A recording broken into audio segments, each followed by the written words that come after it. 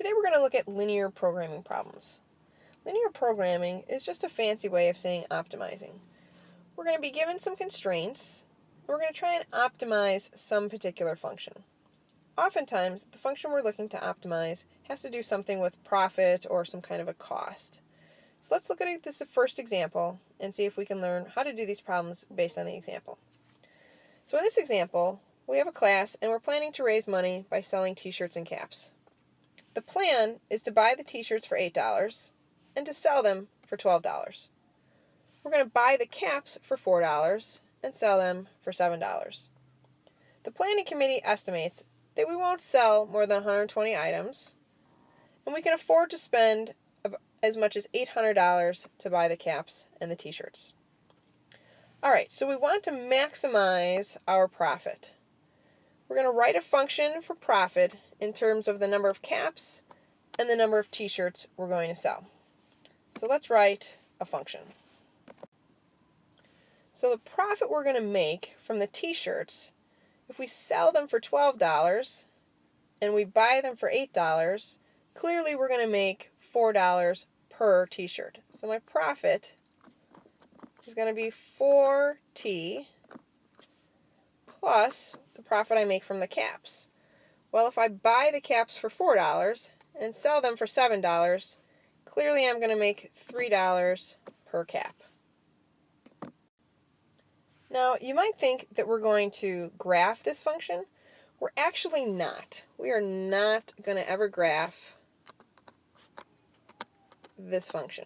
We're going to use it for the constraints that we come up with next. So let's take a look at what those constraints will be. So B says we need to write the system of inequalities that represent the constraints of this problem. Alright, so what kind of constraints do we have? Well, first of all, we know that the planning committee estimates that we're not going to sell more than 120 items. So the first thing I can say is that T plus C is going to be less than or equal to 120. We also know something about the amount of money we have to spend. We only have $8 to buy the t-shirts and caps. Well, each t-shirt costs $8. So I know I'm going to spend $8 per t-shirt, and I'm going to spend $4 per cap. Well, I know that that in total needs to be less than or equal to $800. In addition, I'm going to assume that we need to sell more than 0 t-shirts, and we need to sell more than 0 caps. These are the constraints that we are going to graph.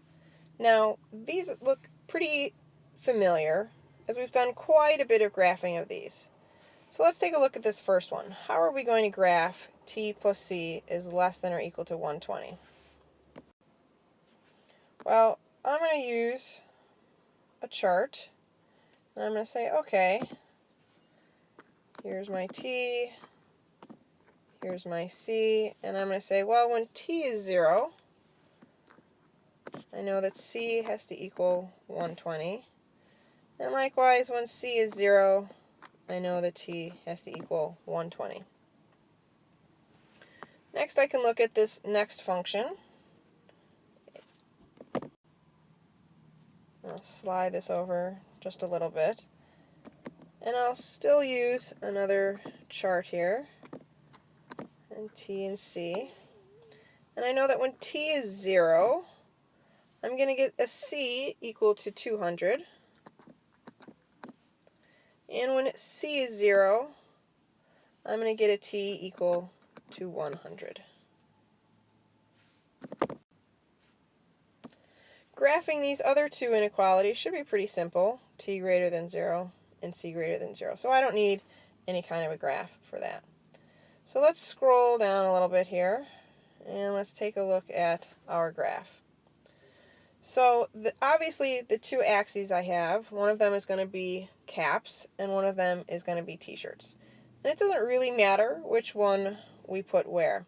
So I'm going to go ahead and I put T first. So I'm going to assume that T goes on my x-axis, and I'm going to get t-shirts here. T-shirts. And I'm going to go ahead and put caps on my y-axis. Right there. Of course, our good graphing rules also require us to put a title. So up at the top, I'm going to put number of caps, because that's on the y-axis, versus number of t-shirts. There we go. So now we have our graph kind of set up. And the next thing we need to do is simply figure out our scale for each of our axes. So it looks to me like for the t-shirts, we need to go up to 120 along the x-axis. And for the caps, we need to get up to 200 along the y-axis. So let's go ahead and we'll zoom in a little bit. And it looks like if we count up by 5s along the x-axis, we should be alright. So let's set that up.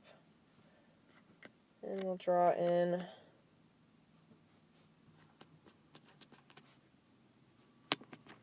about every 20 there. I know this makes for a fascinating video, but it has to be done.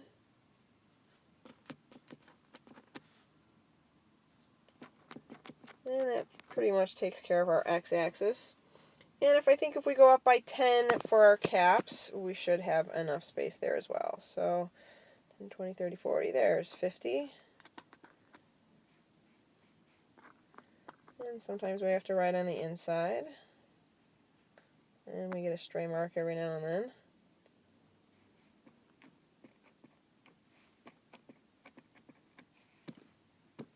And we'll kind of move this down so we can fit in the rest of it.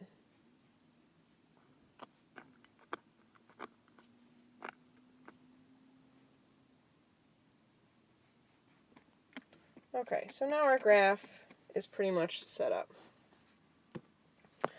Alright, so let's go ahead and plot our lines.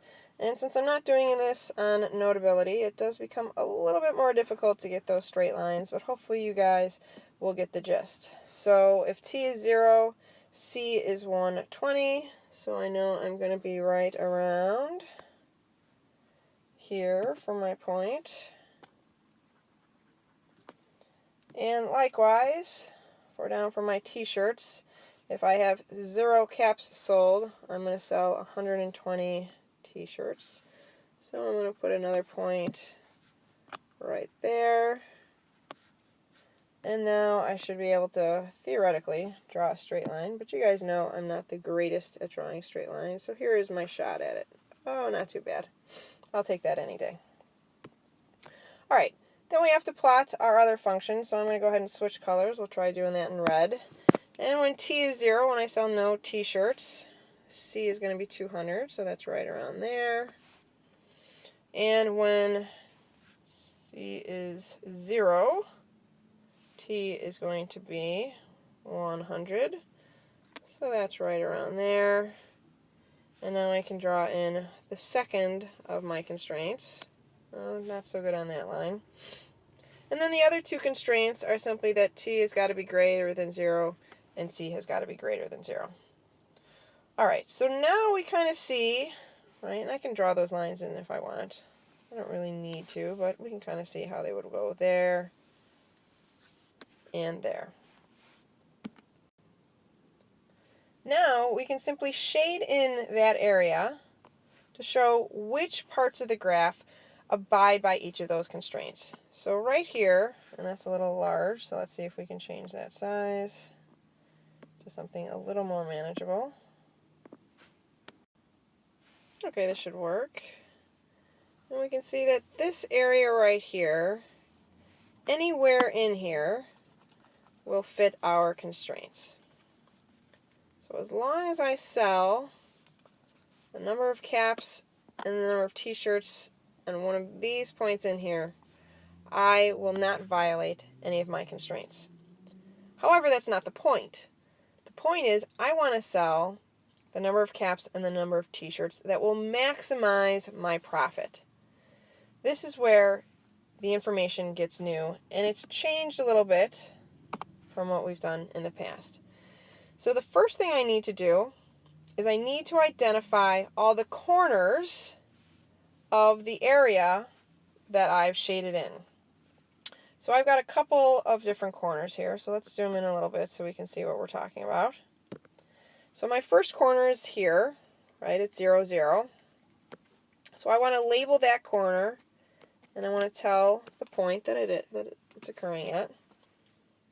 My next corner is up here, right, and that's at 0, 1, 20. So I'm going to call that point B, 0, 1, 20. My next corner is right here. We're going to call this point C. We're going to talk more about that point in a second. And my last corner is right here. And it's kind of tough to see because I didn't do a fantastic job of drawing the line. But this is point D. I'll kind of pull it out a little bit. And that's at 100, 0. Okay.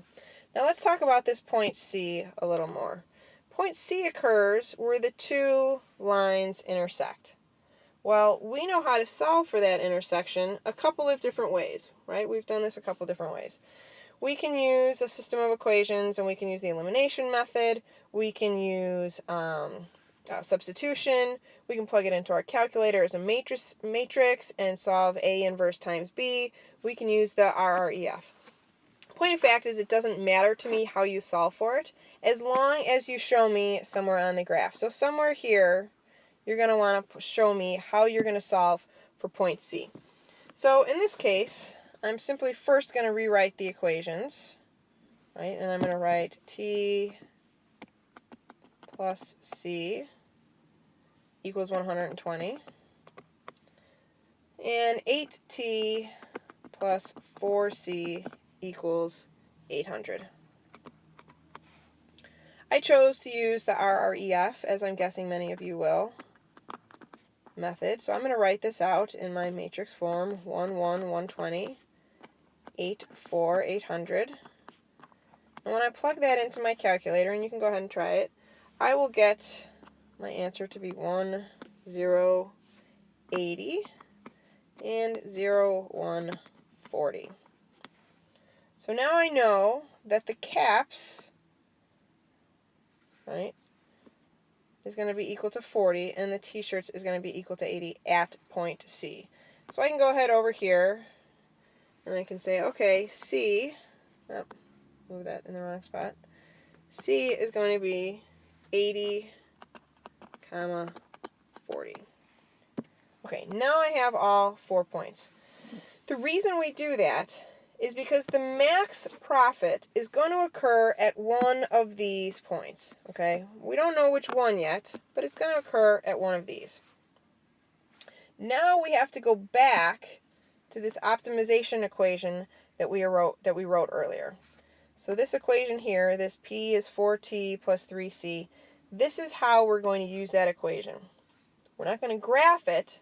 We're simply going to use this equation to check all of the points, all of the corner points that we just identified.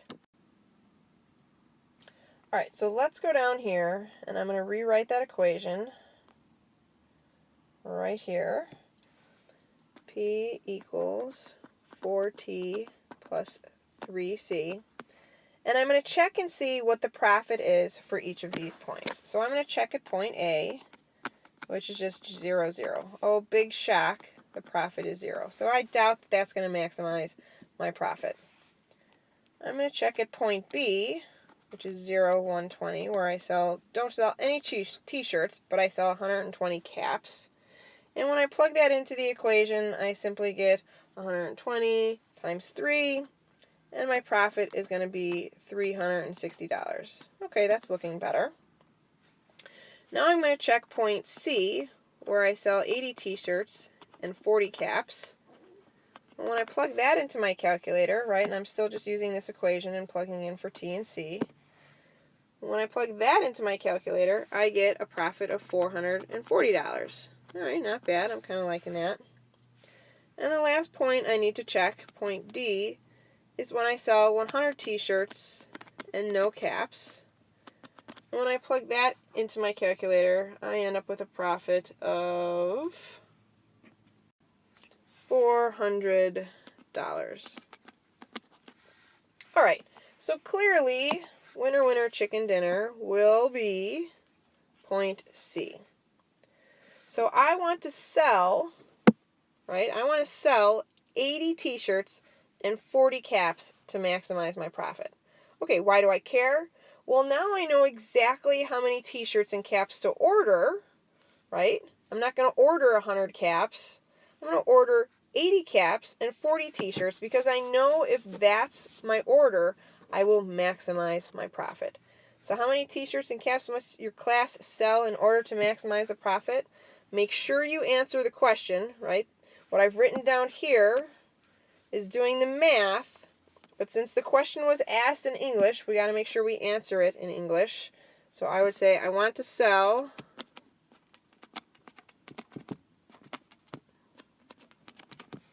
80 t-shirts and 40 caps to maximize profit. Okay? Sorry about the length of this video. It was significantly longer than I had hoped, but hopefully you will find it useful in completing your homework. Thanks for watching. Bye-bye.